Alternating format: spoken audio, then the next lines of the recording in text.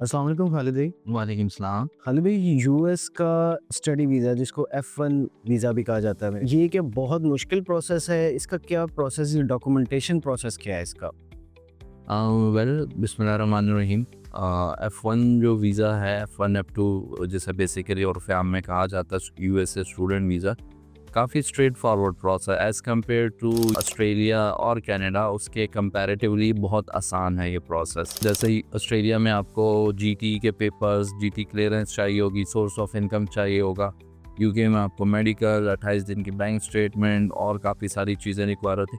US as such इतनी documentation require नहीं करता, ना ही वो अटेस्टेशन रिक्वायर करता है। अगर आप इनको कंपेयर करें आपस में तो it's one of the easiest process. यानी कि यूएस से सबसे ज़्यादा ईज़ी प्रोसेस है।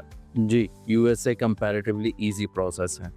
अच्छा, इसके लिए क्या डॉक्यूमेंट्स क्या रिक्वायर्ड होते हैं? इसमें चंद बेसिक चीज़ों का ख्याल रखना पड़ता है। नंबर 1 एक तो यूनिवर्सिटी बेसिक क्वालिफ़िकेशन। हाँ, यहाँ पे कुछ चीज़ें वो होती हैं, जैसे आपको मैं सिंपल एग्जाम, यूके में मास्टर की जो minimum eligibility that is 2.5 CGPA है। यूएस जो मोस्टली यूनिवर्सिटीज़ हैं दैट रिक्वायर 3। कुछ यूनिवर्सिटी सैट रिक्वायर करती हैं, कुछ जीआरई रिक्वायर करती हैं, कुछ जीमैट रिक्वायर करती हैं। तो इस तरह के जो हैं कुछ आप यूँ समझ लें कि रिस्ट्रिक्शंस होती हैं। बट अपार्ट फ्रॉम दैट बहुत सारी यूनिवर्सिटीज़ हैं जो कि ये चीज़ें रिक्वायर नहीं करती। सेकेंडली सबसे जो मेजर क्वेश्चन या कंसर्न और बच्चों का कि कौन-कौन से टेस्ट इंग्लिश के एक्सेप्टेबल हैं, तो यहाँ पे आइल्स, पीटीई, टॉफल है, इवन डुओलिंगो भी यहाँ पे एक्सेप्टेबल है। अच्छा, ये ड्यूलिंगो तो मेरे ख्याल से यूएस बेस्ड ही है। जी, बिल्कुल। जी। अच्छा, ये आपने यूनिवर्सिटी सिलेक्शन बता दिया कि यूनिवर्सिटी सिलेक्शन इस तरह से करनी है। यूनिवर्सिटी सिलेक्शन हो गई है, उसके बाद आगे क्या प्रोसेस है? क्या डॉक्यूमेंट्स स्टूडेंट्स को गैदर करने हैं अप्लाई करने के लिए, या क्या प्रोसेस है इसका? इसका प्रोसेस सेम, अगर मैं आपको सिंपल एक लेमैन की ज़ुबान में बताऊँ तो ये है कि सबसे पहले आपने अपने डॉक्यूमेंट्स भेजने होते हैं फॉर असेसमेंट, यूनिवर्सिटी असेसमेंट। उसके बाद हमारी टीम आपको बता देती है कि आपका किस-किस यूनिवर्सिटी में एडमिशन हो सकता है, क्या फ़ीस स्ट्रक्चर है, कितना इनिशियल डिपॉज़िट होगा, ठीक है। इसमें एक चीज़ एडिशनल होती है, जैसे यूके की यूनिवर्सिटी की कोई एप्लीकेशन फ़ी नहीं होती, यहाँ पे होती है एक certain fee which varies from 50 to 150, 200 depending on university to university. वो वेरी करती है, वो होती है, ये समटाइम I-20 के चार्जेस होते हैं, तो वो होती है। डॉक्यूमेंट असेसमेंट के बाद हम यूनिवर्सिटी में एप्लीकेशन प्रोसेस करते हैं। एप्लीकेशन प्रोसेस होने के बाद उनका कंडीशनल ऑफ़र लेटर आता है। अब हमने वो कंडीशन पूरी करनी है जो कि ऑफ़र लेटर पे लिखी हुई होती है। लेट्स सपोज़ उन्होंने इंग्लिश की रिक्वायरमेंट मांग ली है, या उन्होंने उनसे जो है रिकमेंडेशन लेटर मांग लिया, या उनसे लास्ट डिग्री मांग ली है, या कोई भी ऐसा डॉक्यूमेंट जो कि एडिशनल वो रिक्वायर करेंगे, we have to provide to the that particular institute. हम उन्हें वो प्रोवाइड करते हैं, वो उसे अनकंडीशनल कर देते हैं।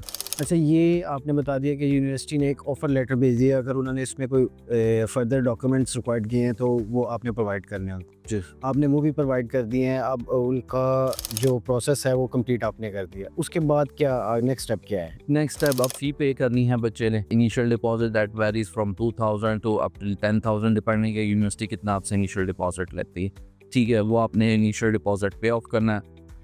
इनिशियल डिपॉज़िट पे ऑफ करने के बाद then we have to request for your I-20। I-20 basically जैसे यूके में कैश लेटर होता है, जिसे confirmation for acceptance of studies बोलते हैं, ऑस्ट्रेलिया में COE बोलते हैं, यहाँ पे उसे I-20 बोलते हैं। ये बेसिकली वो फाइनल लेटर है जिस पे आपकी सर्विस ID जनरेट होती है, जिसके ऊपर हम वीज़ा फाइल करते हैं। तो ये फाइनल डॉक्यूमेंट है जिसकी बेस के ऊपर आप एलिजिबल हो जाते हैं एम्बेसी में अपीयर होने के लिए in order to apply for your visa.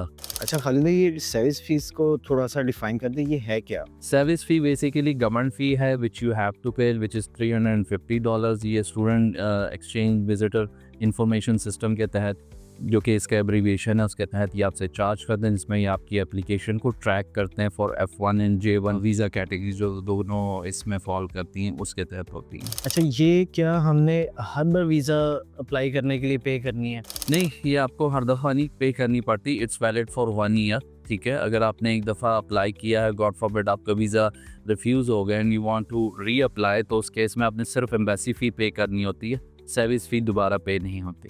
जी ठीक हो गया, हमने सर्विस फ़ी पे कर दी है, हमें हमारा I-20 आ गया, यूनिवर्सिटी फ़ी भी पे कर चुके हैं हम, उसके बाद क्या प्रोसेस होगा? उसके बाद आपने DS 160 का फॉर्म फिलअप करना होता है, ठीक है। उसमें कंप्लीट इन्फॉर्मेशन आपकी वो प्रोवाइड की जाती है कि आप पे क्या क्या है, उसमें बैकग्राउंड वगैरह, आपके सोशल अकाउंट्स कौन कौन से हैं, किस किस नेटवर्क पे आप अवेलेबल हैं, आप उनको प्रोवाइड करते हैं इन ऑर्डर टू फिल्टर के उनके लिए आसानी होती है, उन्होंने आपका पिछला बैकग्राउंड भी चेक करना होता है। तो अब ये करने के बाद एम्बेसी फ़ीस अलाइड बैंक में आपकी जमा होती है, आप फ़ीस पे करते हैं।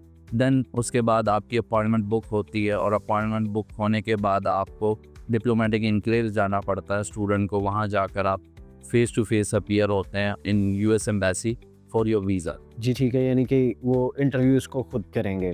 तो इंटरव्यू हो गया, उसके बाद नेक्स्ट प्रोसेस क्या होगा? स्टूडेंट को क्या वेट करना पड़ेगा अपने रिप्लाई के लिए? देखिए, it depends in most of the cases उनको ओवर द काउंटर अगर उन्हें रिफ्यूज़ करना हो, स्ट्रेट अवे रिफ्यूज़ कर दिया जाता है। In case they are going to grant him the visa, तो उनका पासपोर्ट रख लेंगे, उनको पेपर इशू कर देंगे जिस पे वीज़ा अप्रूवल लिखा होता है कि अब आपको लेटर ऑन रिसीव हो जाए। फिर उनके डिफरेंट कलेक्शन सेंटर्स हैं इन डिफरेंट सिटीज़, तो अगर आपने जो भी उसमें एड्रेस दिया होगा, आप वहाँ से अपना पासपोर्ट फिर कलेक्ट कर सकते हैं। जी ठीक है, खालिद भाई, थैंक यू सो मच हमें गाइड करने के लिए। वेलकम।